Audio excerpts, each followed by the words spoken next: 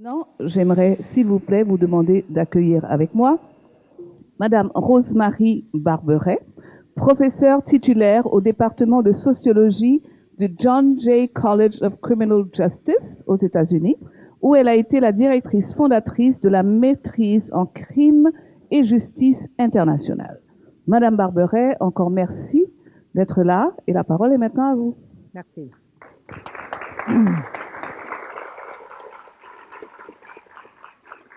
Bonjour, je suis enchantée d'être ici à Montréal avec vous pour le 40e anniversaire de la Société Elizabeth Fry du Québec. Je voudrais premièrement remercier la Société de m'avoir invitée pour cette occasion si importante et je me réjouis de pouvoir être parmi vous après de cette table ronde excellente pour partager d'autres réflexions sur les femmes judiciarisées. En particulier, je voulais remercier mes collègues Joanne Wemmers et Margaret Shaw qui sont là. Les deux se sont assurés de ma connaissance de la Société Elizabeth Fry et grâce à elles, j'ai mentionné, sans vous connaître, la Société Elizabeth Fry dans mon livre en 2014 comme ONG renommée dans le champ de l'assistance aux femmes incarcérées et excarcérées. Premièrement, je vais faire une petite présentation qui va au-delà de la présentation de Maggie, un peu pour partager les antécédents personnels de cette conférence. Je viens d'une famille où tout le monde sauf moi sont des professeurs de langue ou littérature française. Je suis la bête noire de la famille. Et dès que j'étais petite, je voulais être comme eux, je voulais être linguiste. Néanmoins, à l'université, j'ai fait un cours de sociologie et un stage par pure curiosité au centre de détention d'Arlington en Virginie, dans la section des femmes. Une expérience très utile pour ma formation professionnelle. Après ça, j'ai fait une maîtrise en sociologie appliquée et un doctorat en criminologie. Et pendant les 15 premières années de ma vie professionnelle et académique, j'ai été professeur de criminologie en Espagne et au Royaume-Uni. En Espagne, il existe une agence gouvernementale qui s'appelle l'Institut de la Femme au ministère des Affaires sociales, qui donnait des subventions très facilement si on voulait faire des recherches sur les femmes. Alors, j'ai fait plusieurs recherches sur la violence contre les femmes prostituées, la violence contre les femmes en général, la violence chez les jeunes couples et une étude sur les besoins des femmes en prison. Maintenant, je suis professeur titulaire au John Jay College of Criminal Justice. C'est une faculté spécialisée en sciences pénales avec 15 000 étudiants, où je dirige une revue qui s'appelle Criminologie féministe. J'ai écrit un livre qui est presque le premier livre en criminologie sur les femmes et la justice avec une perspective internationale. Je représente l'Association internationale de sociologie auprès de l'ONU à New York et à Vienne et je suis membre actif de l'ONG Criminologues sans frontières qui prépare des synthèses de recherche pour les diverses réunions de l'ONU. Je suis aussi membre du comité scientifique du Centre international de criminologie comparée à l'Université de Montréal. Alors, je suis féministe, criminologue, et j'aime bien les langues étrangères et tout ce qui me permet d'utiliser ces langues pour le bien commun. Vous voyez ici ma classe de français à l'Alliance française du Connecticut, mon état de résidence. On vous fête avec du bon champagne, bien que Elizabeth Fry nous a averti beaucoup des dangers de l'alcool pour les femmes. Aujourd'hui, on m'a demandé de partager mes réflexions sur le futur des femmes contrevenantes en tant que professeure et chercheuse. Aujourd'hui, j'ai plusieurs objectifs pour cette conférence et je crois que je vais faire un beau lien entre cette conférence et la table ronde qu'on vient d'écouter. Je veux premièrement confirmer l'importance des études sur les femmes et le genre pour la criminologie. Puis, je vais tracer le développement de la criminologie féministe et le but de la revue que je dirige. Ensuite, je vais commenter les résultats les plus importants de la recherche sur les femmes judiciarisées et les tendances actuelles, ce qui m'amènera à parler sur les prisons des femmes dans un contexte international avec une critique des règles de Bangkok de l'ONU. Et finalement, je vais faire des propositions sur le futur de l'assistance pour les femmes judiciarisées, comme le ferait la Société Elizabeth Fry du Québec. J'ai lu des biographies d'Elizabeth Fry et aussi son livre sur les prisons des femmes. Je vais donc essayer d'imaginer la réaction d'Elizabeth Fry face à nos prisons actuelles réservées aux femmes et aussi sa vision pour les prochaines 40 années. Je voulais premièrement parler du genre et du sexe, parce que je pense que c'est seulement le genre, ce n'est pas seulement le genre qui est important quand on parle des femmes en prison. Le sexe et les différences anatomiques entre les hommes et les femmes, bien sûr, et le genre, c'est la construction sociale et personnelle de l'identité sexuelle. Normalement, les féministes parlent plus de genre que du sexe. Je pense que les deux sont énormément importants dans la criminologie lorsqu'on veut expliquer les différences entre le traitement des hommes et des femmes en prison. Les deux expliquent des grandes différences dans les taux de délinquance et victimisation. Les deux ont traditionnellement déterminé les caractéristiques et l'orientation des lois et des institutions et la masculinisation de la police, des tribunaux, les prisons et même l'université, c'est-à-dire la vie académique. Mais le sexe, c'est aussi très important dans notre système pénal. Il y a une grande tendance à séparer, ségréguer et distinguer les hommes des femmes. Donc, ce n'est pas surprenant qu'actuellement, les transgenres représentent de grands problèmes pour les prisons. Je me réjouis qu'au Canada, maintenant, les transgenres vont pouvoir choisir entre une prison de femmes ou une prison d'hommes, ce qui n'est pas le cas il y a une semaine aux États-Unis où on fait l'envers. Alors, c'est quoi la criminologie féministe? La criminologie féministe, comme on l'a bien entendu pendant la table ronde, elle fait l'effort de donner aux femmes de la visibilité comme victimes contrevenantes et professionnelles dans le domaine de la criminologie. Et elle encourage une analyse féministe des lois et des institutions pénales. On s'interroge aussi sur la masculinité.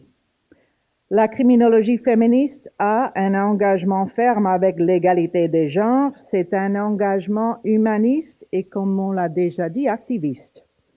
Elle souligne l'importance du patriarcat, mais aussi d'autres formes d'oppression comme la race, l'ethnicité, l'appartenance autochtone, la classe sociale, etc. On pourrait se demander à quoi ça sert une criminologie féministe. Pour ma part, je pense que c'est surtout pour rectifier l'invisibilité de la femme en criminologie, à savoir que depuis l'origine de la discipline, il y a un manque d'intégration des femmes dans les études réalisées. On présupposait aussi que les théories créées par les hommes et pour les hommes contrevenants s'appliquaient aux femmes contrevenantes et on découvre des crimes dont la femme est plus souvent victime contrairement aux hommes, c'est-à-dire la violence conjugale. On découvre ainsi l'importance des crimes en privé pour le droit pénal et la criminologie.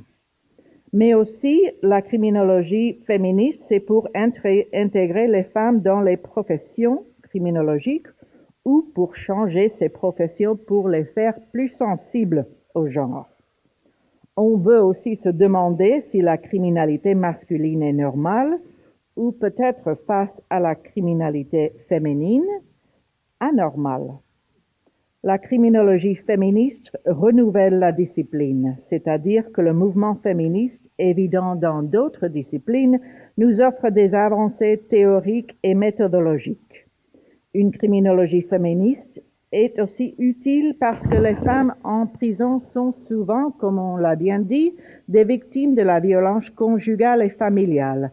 Alors on a besoin de comprendre cette violence pour aider les femmes en prison. C'est-à-dire que les femmes ne sont pas seulement contrevenantes, mais aussi des victimes. La victimologie est un champ essentiel de la criminologie, alors c'est la discipline entière qui peut nous aider à donner un traitement meilleur aux femmes incarcérées. Quels sont alors les résultats les plus importants de la criminologie féministe? On sait déjà que les femmes commettent moins de crimes que les hommes et les causalités sont différentes. La violence contre les femmes est une épidémie globale, ça on le sait aujourd'hui. La victimisation violente féminine a plus de chances d'être commise par des personnes connues que la victimisation masculine. Et la peur du crime est plus forte entre les femmes que les hommes et les implications quotidiennes sont énormes.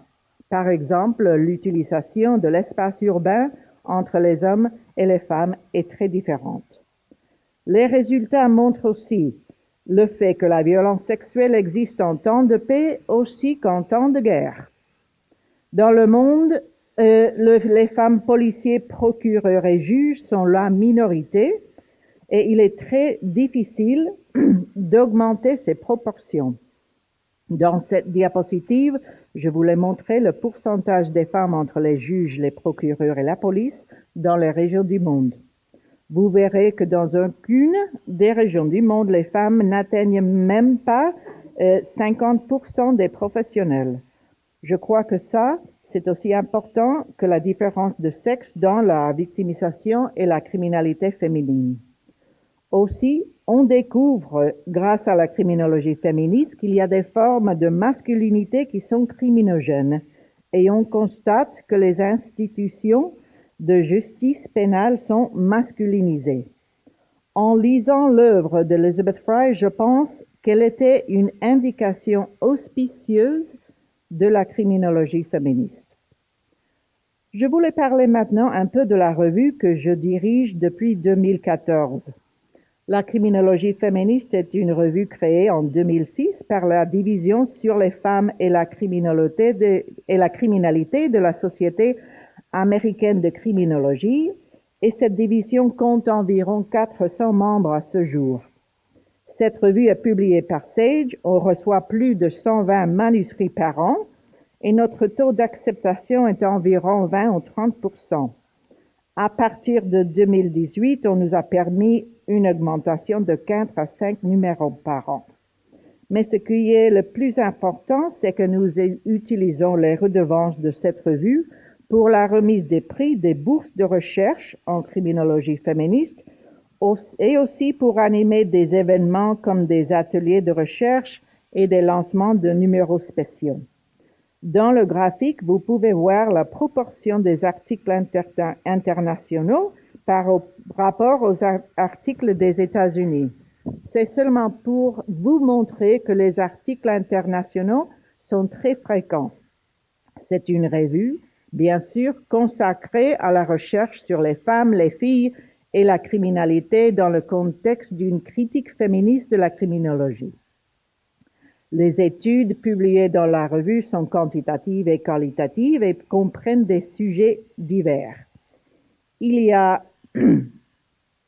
3 autres revues en anglais qui publient la recherche sur les femmes et la criminalité. Je connais les directrices et elles sont débordées de manuscrits. Elizabeth Fry ne pouvait même pas voter en 1827 quand elle a écrit son livre Observations on the Visiting Superintendents and Government of Female Prisoners. Et elle avoue sa réticence pour écrire pour le public. Je crois qu'elle trouverait très intéressante et encourageante le développement de la recherche sur les femmes judiciarisées en anglais et en français, parce que son but était toujours engager les femmes dans les protections des autres femmes. Il y a bien sûr des explications différentes pour la criminalité féminine, plus nombreuses maintenant qu'à l'époque d'Elizabeth Fry. La socialisation est très importante parce que les femmes, enfin les filles, sont beaucoup plus socialisées pour minimiser les risques. Et on a plus de vigilance des filles que de jeunes hommes. Ainsi, on voit peut-être moins de criminalité chez les femmes. Les trajectoires de victimisation sont aussi importantes. Les jeunes filles sont fréquemment victimes d'inceste ou des problèmes à la maison et font des fugues. Comme jeunes filles sans abri, elles sont fréquemment recrutées pour la drogue et la prostitution et la traite des êtres humains et souvent commettent des délits. La féminisation de la pauvreté est très importante au niveau mondial, autant que le phénomène mondial du trafic de drogue et l'utilisation des femmes dans les réseaux de crimes organisés où elles occupent des rôles secondaires comme le recrutement. Ce sont des rôles très facilement détectés par la police et ça explique aussi la présence des femmes en prison. Aux États-Unis et au Canada, on a des peines obligatoires minimum. Et c'est vrai que ce sont ces crimes que les femmes commettent le plus souvent que les hommes. On parle aussi de la vengeance punitive, le backlash, le retour de manivelle, où on applique les mêmes peines aux femmes qu'aux hommes. Par exemple, pour la violence conjugale, on présuppose que la femme est aussi coupable que l'homme. Je pense enfin que toutes ces explications rendent l'assistance aux femmes judiciarisées très difficile et compliquée. Et j'ai beaucoup d'admiration pour celles qui travaillent avec la société Elizabeth Fry. Alors, quand on parle spécifiquement des femmes judiciarisées, comme l'on a bien entendu pendant la table ronde, elles sont une minorité de la population mondiale des criminels par rapport aux hommes. Elles sont généralement détenues pour des crimes non violents ou liés à des trafics ou la consommation des drogues, mais bien sûr, elles attirent beaucoup d'attention des médias lorsqu'elles sont arrêtées pour des crimes graves et violents. Bien sûr, il y a des femmes qui commettent des crimes graves et violents. On a seulement dû penser aux femmes génocidaires du Rwanda, aux femmes terroristes suicidaires ou aux femmes du mouvement de l'Irlande du Nord. On ne peut pas nécessairement dire que les femmes sont non violentes ou qu'elles commettent des crimes parce qu'elles sont les victimes de circonstances de l'oppression. En effet, ce n'est pas toujours le cas. Ce qui est vrai, c'est que les femmes sont abandonnées dans les débats internationaux sur le genre, comme on a bien dit, qui tendent de se concentrer sur les femmes en tant que victimes, Marion Vacheret l'a dit, et non sur les femmes en tant que contrevenantes. Alors, les femmes, selon les statistiques plus récentes, représentent entre 2 et 9% de la population incarcérée pour la plupart des pays et représentent 6,9% de la population carcérale mondiale. On sait que parce qu'elles sont une minorité, elles sont souvent classifiées plus sévèrement que les hommes. Elles sont ainsi emprisonnées plus loin de leur maison que les hommes et elles reçoivent donc moins de visites.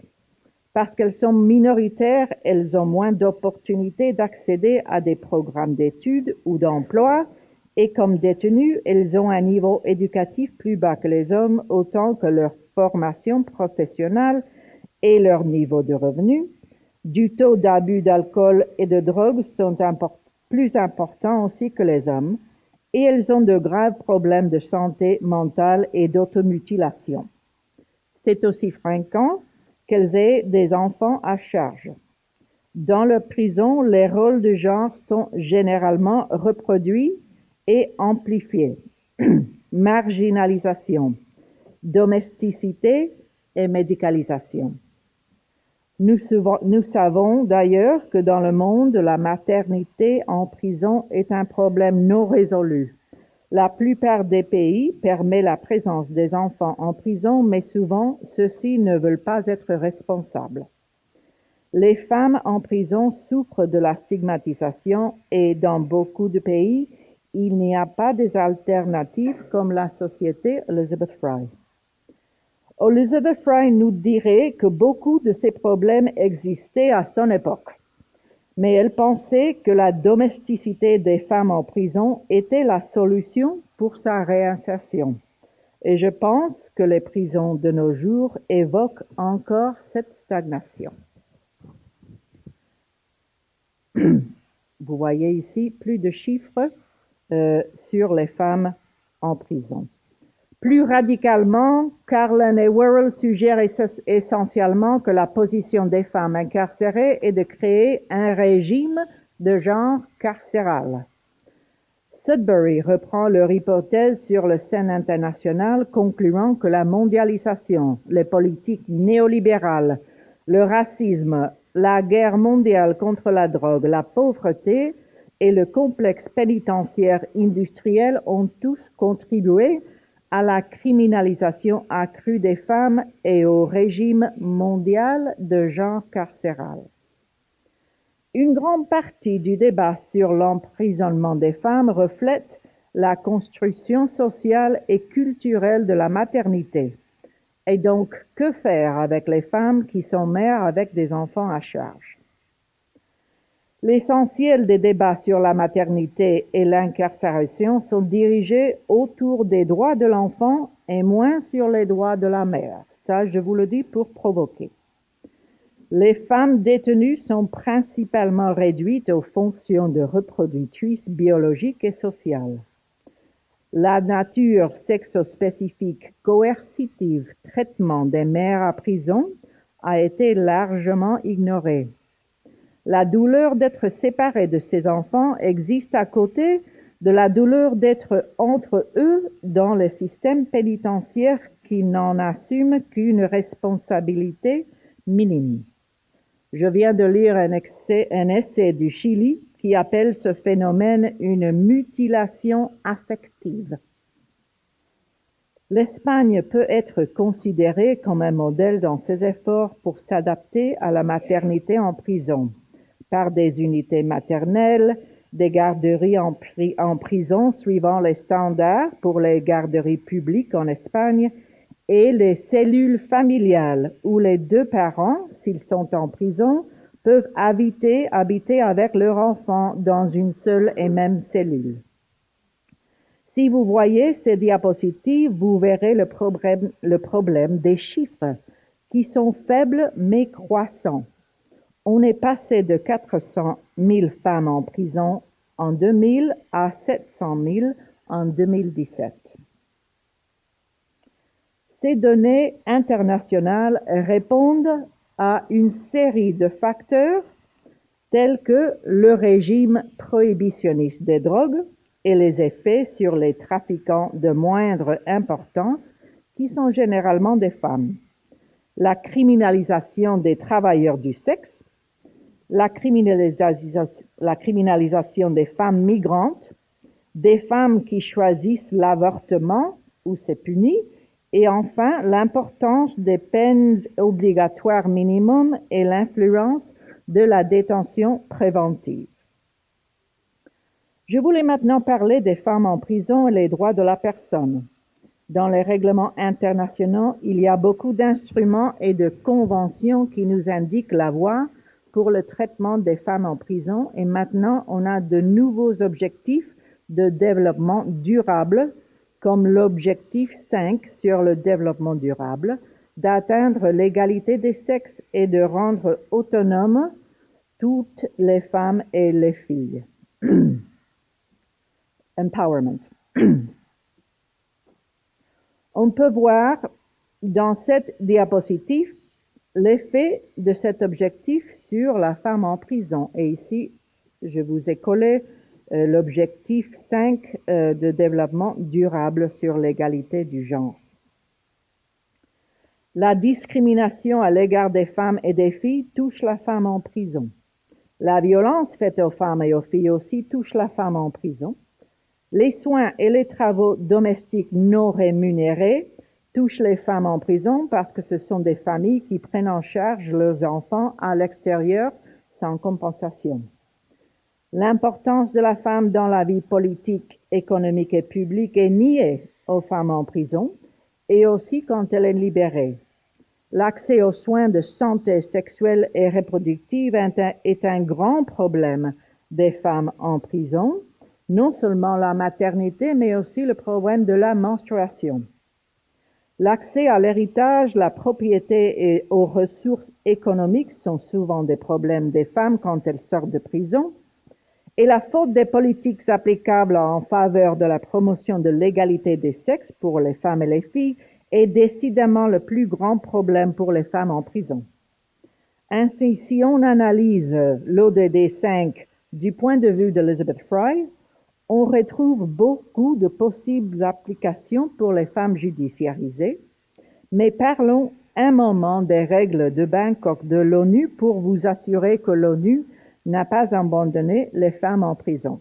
En 2010, les femmes détenues étaient largement absentes des normes établies par la communauté internationale de la justice pénale et illustrées par le travail de la Commission des Nations Unies pour la prévention du crime et la justice pénale qui est réunie maintenant cette semaine à Vienne. Le document principal indiquant les normes internationales pour les personnes incarcérées était l'ensemble des règles minima pour le traitement des détenus de 1955. Ils étaient destinés à s'appliquer à tous les prisonniers, mais mentionnaient seulement les femmes, spécifiquement en 4 endroits. La séparation des hommes prisonniers, l'évocation des installations spéciales pour les femmes enceintes et les enfants nés en prison, la dotation de personnel en prison, autant pour les hommes que les femmes, et la règle 53 qui spécifiait que les femmes ne devraient être gardées que par des femmes, qui était une grande préoccupation d'Elizabeth Fry. Dans cette période historique, il y avait relativement peu d'intérêt pour les femmes en prison parmi les universitaires ou les praticiens. Malgré l'adoption de la non-discrimination par sexe par la Déclaration universelle des droits de la personne, les Nations unies devaient encore se déclarer sur la non-discrimination par sexe comme ils le feraient en 1979 avec la Convention sur l'élimination de toute forme de discrimination à l'égard des femmes. Depuis lors, il y a eu une croissance substantielle à la recherche et aux droits relatifs aux femmes en général et aux femmes délinquantes et aux femmes incarcérées en particulier. Cette recherche révèle des régularités sur l'emprisonnement des femmes, mais aussi certains aspects spécifiques, et a informé la rédaction des règles des Nations Unies en 2010 pour le traitement des femmes détenues et les mesures non privant de liberté pour les femmes délinquantes. Ces règles consacrent des droits fondés sur des besoins des femmes détenues, besoins qui ont été découverts par des praticiens comme Elizabeth Fry, vous le verrez ici dans son livre en 1827, et les Elizabeth Fry de nos jours et aussi les chercheuses de la criminalité féministe. Les règles de Bangkok ont été approuvées grâce à l'initiative de la délégation de Thaïlande auprès de la Commission pour la prévention du crime et justice pénale à l'ONU, principalement de Son Altesse, elle s'appelle Pat parce que le nom c'est très long, Pat Maïdol. C'est une princesse qui est énormément intelligente, hyper féminine et hyper riche. Alors, c'est vrai qu'une seule personne peut changer le monde. Ces règles ont été influencées par la société civile comme l'ONG Penal Reform International. Si on regarde les 70 règles, on voit que beaucoup de règles ont été anticipées par Elizabeth Fry dans son œuvre de 1827. On parle de la réception, l'emplacement près de la maison d'origine, la classification, la ségrégation, la sécurité, la maternité, les visites d'inspection des programmes, des services, la formation du personnel et la sensibilisation, etc. Mais ce qui est vraiment important dans les règles de Bangkok, c'est que la justification pour les droits des femmes détenues est de répondre aux besoins des femmes quand elles sont différentes de celles des hommes. Alors, sans notre recherche, on ne saurait pas que les besoins sont différents et selon cet instrument international, les besoins justifient les droits. Vous pouvez le voir ici. Enfin, c'est le principe de non-discrimination du droit international. On peut fortement critiquer aux règles de Bangkok et toujours les soutenir comme instruments internationaux louables. Comme l'ont dit Kim Pate et Caroline Faith, les règles ne traitent pas les causes de l'emprisonnement des femmes, les causes de leurs crimes et la politique criminelle qui est responsable.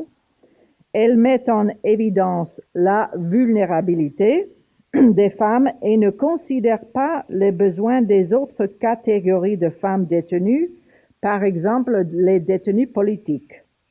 Les mots vulnérable, soutien, besoin sont plus utilisés dans ce document que droit ou empowerment. Les règles associent continuellement femmes et enfants. Les femmes en tant que reproductrices sont plus importantes que les femmes aînées, parce qu'on ne parle pas de la prévention du cancer, des femmes plus âgées ou de la ménopause.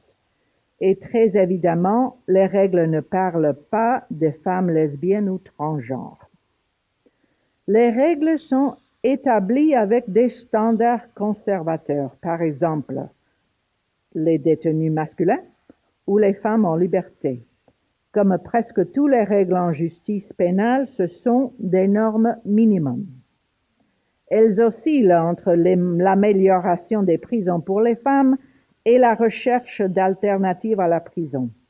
Dans une large mesure, elles se sont basées sur des preuves empiriques, néanmoins, et reflètent le continuum de la recherche féministe criminologique jusqu'à nos jours. La reconnaissance des différences et similitudes entre les femmes et les hommes en prison et la diversité entre les femmes. Ce sont des règles humanistes, enfin, et idéalistes que reconnaissent que la prison ne doit pas être un lieu de punition, mais d'amélioration du prisonnier. Cependant, ils révèlent la consolidation des réflexions sur la femme en prison, notamment en ce qui concerne le rôle de la prison et la vision sociale de la femme en prison. Au niveau international, et on doit le tenir en compte, dans certains pays, ces normes sont révolutionnaires et dans d'autres, assez conservatrices. Je crois qu'Elizabeth Fry aimerait les règles, mais qu'elle les trouverait assez révolutionnaires. Ces règles sont énormément importante et utile dans l'assistance technique internationale dans les pays sortant d'un conflit ou nouvellement créés. Alors, en pensant à l'avenir, on se demande finalement d'où viennent les problèmes des femmes en prison. Ils viennent de la structure sociale, de la discrimination et du manque de politique sociale efficace, comme on l'a bien dit dans la table ronde. Et ils viennent de l'institution pénitentiaire où les problèmes de l'extérieur se font plus importants. Qui a la responsabilité pour les femmes? Les autres femmes, disait Elizabeth Fry. Elizabeth Fry disait que les femmes devraient s'organiser entre elles et aider leur propre sexe, et qu'elles ne devaient pas avoir honte de se mêler avec les femmes marginalisées. Et dans les prisons, elle a même dit aux femmes qu'elles devraient s'aider entre elles. Et c'est pour ça qu'elle a choisi les institutrices entre les femmes les plus instruites en prison. Est-ce que vous pensez que l'assistance pour les femmes en prison est toujours la responsabilité des autres femmes aujourd'hui? Quelles sont les conséquences de notre responsabilité féminine? Est-ce que nous encourageons l'usage de la prison pour les femmes parce que maintenant les prisons sont un petit plus sensibles au genre grâce à nous? C'est une position radicale, mais je pense que si on répond aux besoins des femmes en prison sans prévenir l'incarcération et lutter pour l'excarcération, dans 40 ans, on sera ici commentant la lenteur des changements avec le spectre d'Elizabeth Fry. Alors la prévention stratégique est importante. Il faut la mobilisation nationale et internationale, surtout auprès de l'ONU.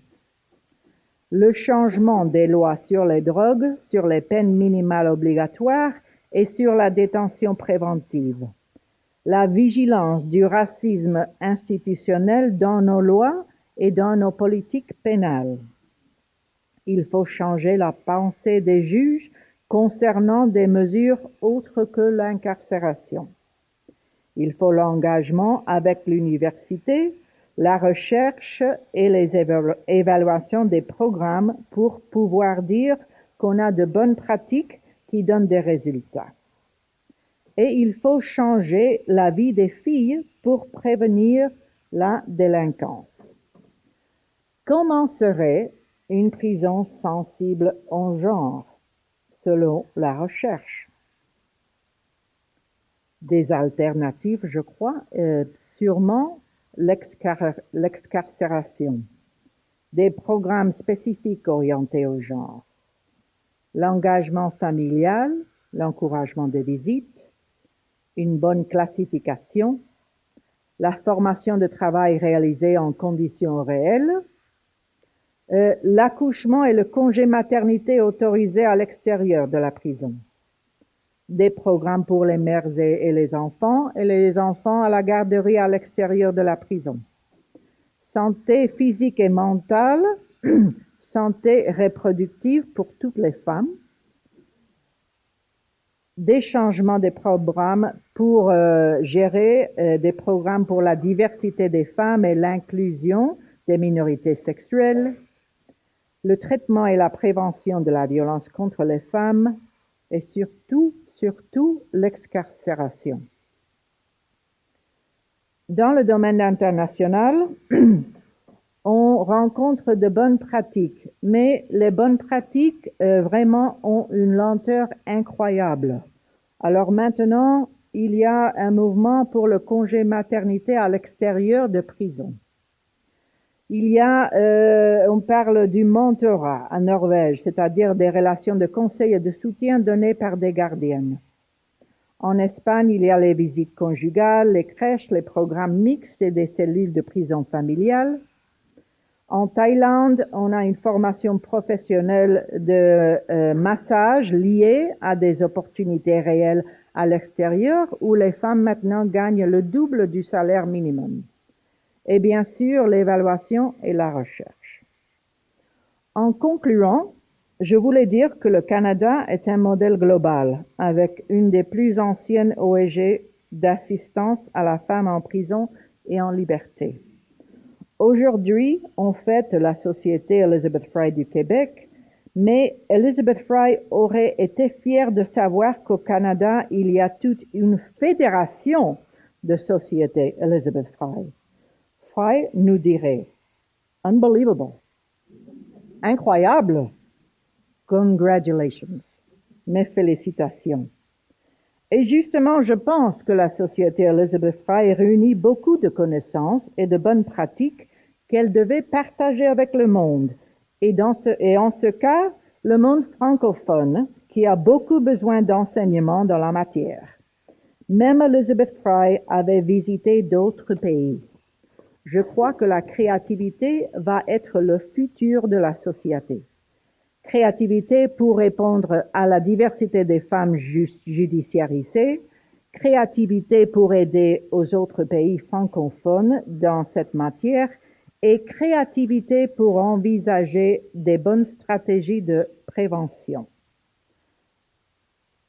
Je vous remercie pour votre attention suite à cet exposé et j'espère qu'il vous amènera à une certaine réflexion sur le futur de la société.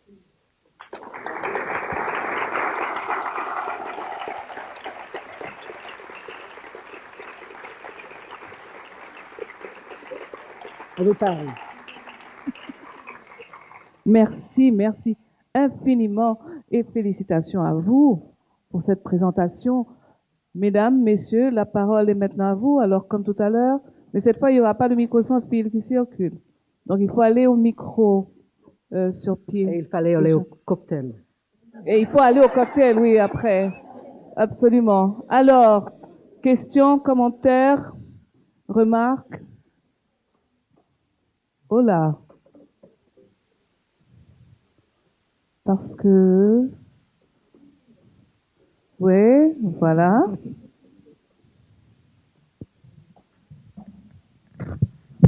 Je me lance. Merci beaucoup pour la présentation très intéressante. Une question commentaire plus sur les bonnes pratiques pour les femmes en prison.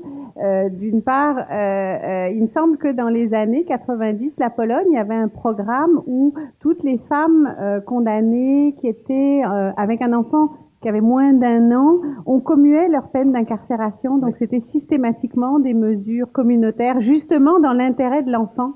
Donc, il me semble que ça serait plutôt ça, la voie de l'avenir pour une réflexion, si on parle d'intérêt de l'enfant, c'est d'éviter l'incarcération des parents, surtout quand les enfants sont en très jeune âge. Oui, oui, je suis tout à fait d'accord et j'ai aussi lu la même chose pour le Mongolie et d'autres pays. Et maintenant, je crois pour le Brésil.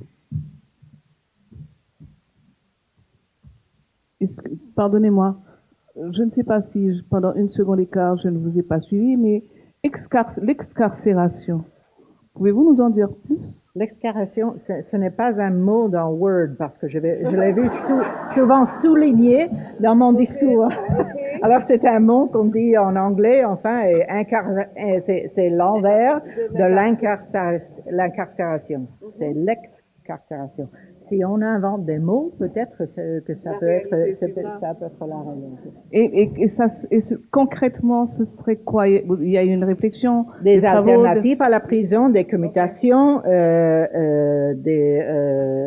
de peines obligatoires, convaincre les juges de ne pas utiliser la prison tant couramment, oui, c'est ça. Alors, c'était quoi ce film, If We Call Them? C'est l'abolition. Enfin, OK, I got you. OK, on va oser dire les choses. D'accord, j'aime bien ça. Mais pour abolir, pour abolir, il faut excarcérer. C'est la première étape vers sortir. L'abolition. Excellent, merci. Merci beaucoup. Autre question, remarque, commentaire?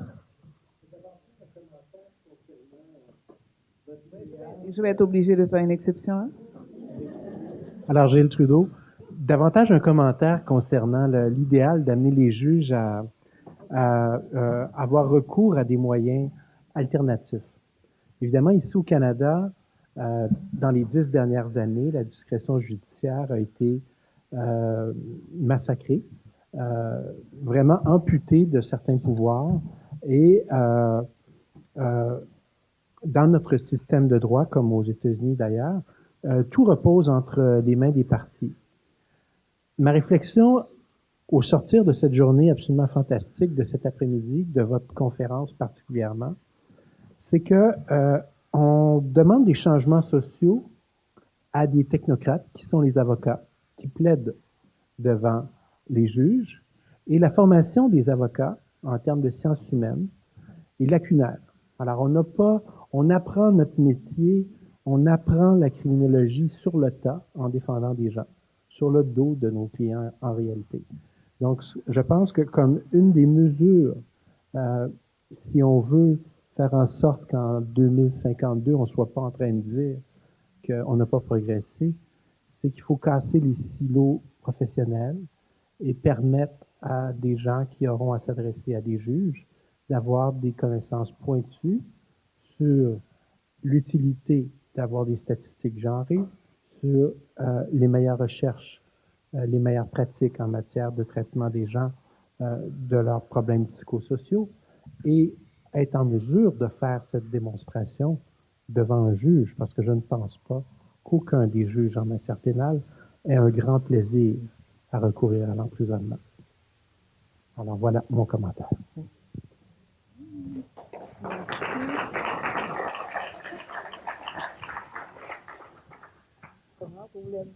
Je voulais seulement dire que moi, j'enseigne la criminologie à beaucoup de jeunes gens qui vont être des avocats. Et aussi, laisse constater que quand elle a écrit son livre, Elizabeth Fry, on l'a critiquée d'être amateur et de ne pas savoir ce qu'elle faisait. On a critiqué les parlementaires, les juges, beaucoup de gens, mais elle a eu beaucoup de succès avec la communication claire et humaniste. C'est vraiment un modèle pour nos jours. Questions, remarques, commentaires?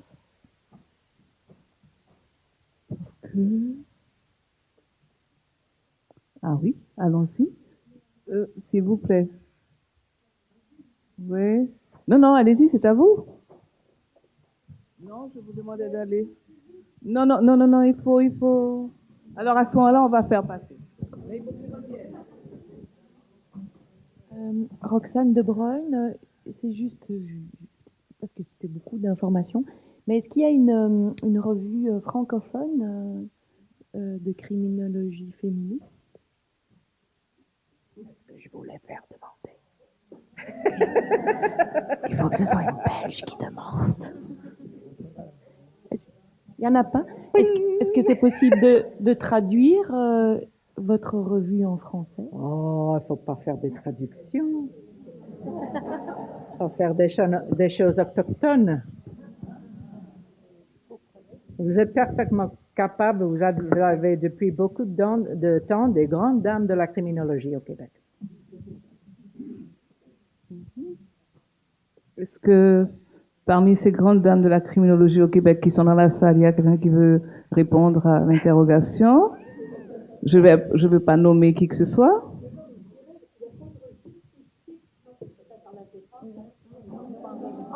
Pardon. Il n'y a pas de revue spécifique féministe francophone, mais à l'intérieur des revues francophones de criminologie, il y a certainement des articles féministes. Alors, il n'y a pas une revue comme telle autonome, mais à l'intérieur d'une revue traditionnelle, il y a certainement des articles féministes qui peuvent se retrouver là-dedans. Est-ce que, selon votre expérience, pour relancer, l'impact d'articles dans une revue mixte versus l'impact que peuvent avoir une revue consacrée aux analyses féministes, est-ce qu'il y a une différence? Est-ce que vous avez noté ça sur la scène internationale? Vous parlez du facteur d'impact ou l'impact en général? L'impact des recherches qui sont publiées dans votre revue féministe versus des recherches qui seraient féministes mais publiées dans une revue qui n'est pas consacrée aux analyses féministes. La revue est fondée parce que les recherches féministes en criminologie ne se publiaient pas dans les revues. On voulait les publier et il y avait des femmes criminologues féministes qui voulaient être professeurs titulaires. Elles n'avaient pas l'endroit pour mettre ces recherches. Et après ça, elles ont eu des filles, des petites filles, des petites filles. Et la revue est fortement intéressante. Je crois que j'ai une diapositive ici sur les articles plus récents, mais ce sont des articles de plus en plus spécifiques avec de nouvelles théories qui concernent toutes sortes de choses, non seulement les femmes en prison, les femmes contrevenantes, les femmes policiers, la violence contre les femmes. Mais enfin, il y a une revue consacrée à la violence des femmes qui maintenant sort plus fréquemment que Cosmopolitan. Je crois qu'elle sort 15 ou 10, ou 16 fois l'année. parce que la recherche sur la violence contre les femmes est énorme. C'est une explosion. Nous, on en a moins. On en a moins. Alors, c'est pour ça qu'on a créé la revue Criminologie féministe, parce qu'on ne voulait pas seulement parler de la violence contre les femmes. Merci. Oui, un moment. Merci. Juste pour retourner sur les questions de la revue, parce que je me sentais appelée, il y a bien sûr la revue Criminologie ici au Québec. Et on est chanceux, c'est une bonne revue et un peu unique dans ce sens-là. Par contre, c'est une revue thématique, donc chaque fois il y a un autre thème. Et cette année, on vient de publier une qui s'appelle Femmes à la marge, qui est très intéressante parce que ça parle de la victimisation, mais aussi les marges de la criminalité, les marges de la société, les marges de tous. Donc, c'est très intéressant dans ce sens-là. Donc, c'est pas qu'on n'a rien, c'est juste qu'il faut chercher ailleurs, c'est ça. Oui. Merci.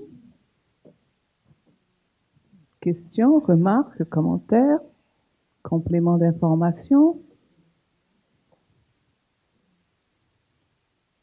Je voulais savoir si la Société Elizabeth Fry est active à l'ONU et si on fait quelquefois de l'assistance technique internationale aux pays francophones.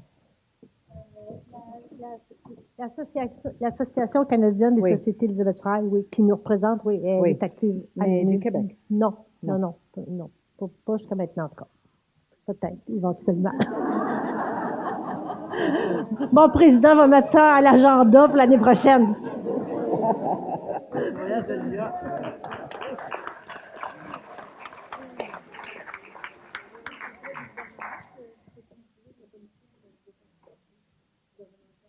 Ah, le comité de travail sur... ouais, ben, ça, c'est autre chose, mais ouais, on travaille actuellement, la Société Elizabeth Fry du Québec, depuis 1 an et demi, co-dirige un comité de travail ministériel sur la question de trouver une alternative à l'établissement Leclerc pour les femmes, et aussi sur l'ensemble, travailler sur un modèle de gestion correctionnelle innovant pour les femmes incarcérées. On devrait soumettre un rapport en juin prochain. Non, on co-dirige avec les services correctionnels du Québec. Oui. Le président voudrait le dire. Oui, peut-être pour reprendre la balle au bon par rapport aux intervenants dans le premier atelier où on parlait là justement de mobilisation populaire parce qu'il y avait eu une crise, la crise de Tanguay. Alors, Ruth et moi, on a vécu ça franchement de l'intérieur des murs de l'institution. Et pour nous, pour le conseil d'administration, ça a été le premier geste politique qu'on pouvait faire, était après des actions individuelles, c'était d'écrire au ministre et de lui offrir une collaboration constructive pour réfléchir et tenter d'infléchir la décision que des femmes soient administrées dans un lieu d'hommes par des hommes. Alors, évidemment, moi j'étais à Barcelone quand Ruth me cherchait pour qu'on signe une entente de partenariat. Donc, nous sommes les partenaires du gouvernement du Québec et nous sommes représentés par Ruth, qui a un mandat beaucoup plus large aussi d'être le porte-parole. Et on est très, très fiers que Ruth ait accepté de faire ça. Et pour nous, j'anticipe sur ce que je voulais vous dire au cocktail, mais pour nous, c'est un peu notre petite contribution, au même titre que création de choix. Donc, nous avons déjà obtenu du ministre actuel que la prochaine prison revient sur le territoire montréalais, parce que là où elles sont situées, c'est extrêmement difficile pour le voyagement, pour les familles, pour les femmes, même lorsqu'elles sont remises en liberté. Mais en plus de ça, on a gagné le principe que la prochaine prison va être dessinée en fonction des besoins des femmes, administrée par des femmes, pour des femmes. Alors, M. Coiteux a fait cette déclaration il y a déjà longtemps. L'évolution des travaux, on ne peut pas nécessairement en parler. Le rapport sera présenté au ministre Coiteux avant avant son départ de la vie politique, ce qui est un large avantage. Mais dans cette entente de partenariat, nous avons gardé toute notre autonomie pour pouvoir continuer à militer et dénoncer s'il y a des choses qui doivent être dénoncées. Donc, nous prenons l'engagement formel de faire pression sur le gouvernement, notre partenaire, pour que le rapport soit le plus transparent possible, afin que non seulement la société Elizabeth Fry, mais l'ensemble des acteurs et de la communauté soient partis dans cette réflexion. Évidemment, on n'aura pas de nouvelles prisons demain matin. Il faut les construire. C'est compliqué avec les gouvernements. Chose certaine, en mon nom personnel, on n'accepterait jamais d'un partenariat public-privé pour une prison. C'est nettement la contribution de l'État de prendre soin de nos concitoyens. Alors, sur ce, merci grandement à Ruth parce que c'est 2 années consacrées à énormément de temps pour ça. Merci, Ruth. Merci, Monsieur le Président. Merci de le porter à l'attention de toutes et de tous. Merci encore et bravo, Ruth. On va, alors, la teneuse du temps, Anne-Céline, me dit que c'est le moment de clore. Est-ce que vous auriez un dernier mot pour nous? Bonne chance. D'accord, ouais. J'aimerais c'est un bon être ici en 40 ans. OK, J'aurai l'âge de mon père maintenant. OK. 98, oui.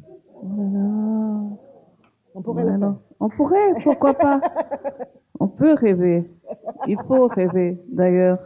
Alors, il nous reste à vous remercier, Madame Rose-Marie Barberet, qui, je le rappelle, est professeure titulaire au département de sociologie du John Jay College of Criminal Justice et où elle a été la directrice fondatrice de la maîtrise en crime et justice. Alors, après vos applaudissements, j'ajouterai un mot pour elle.